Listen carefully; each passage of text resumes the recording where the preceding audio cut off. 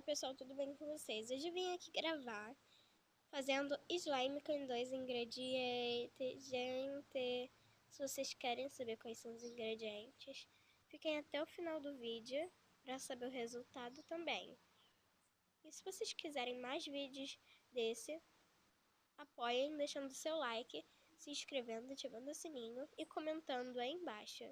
Hashtag mais slime com 2 ingredientes. Então, pessoal, vou ensinar a fazer esse slime aqui. Cola branca. Tem que ter uma marca específica, porque eu tentei com várias outras marcas e não deu certo. VMP, gente. Oi, tudo bom?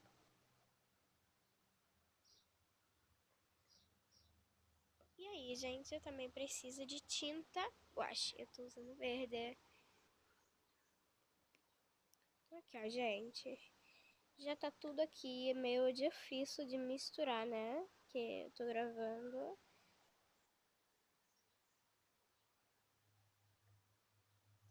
Olha, gente.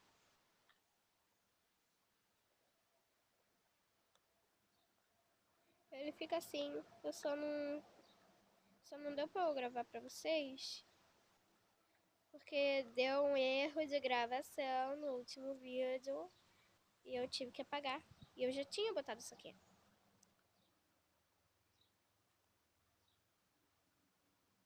Só que aí, gente, me aguardem, que vai ter a parte 2 desse vídeo.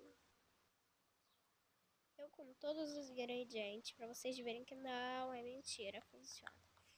Então, gente, ó, já ficou aqui no ponto. Enquanto eu conversava com vocês, já ficou no ponto, gente. Aqui, ó, deixa eu tocar. Ó, misturar nesse. É a mesma coisa. Gente, quando você acaba de fazer, ele fica meio grudento, olha. Só que aí, isso não tem problema que conforme você for mexendo, ele vai ficar mais durinho. E se ele ficar muito duro, você bota água ou glicerina. Gente, glicerina é muito pouquinho, é achado em farmácia. Que ela deixa muito mole se você botar muito. Só um pouquinho já deixa bem molenga, né, gente? Hashtag tombei o pote do slime. Aqui, ó, gente.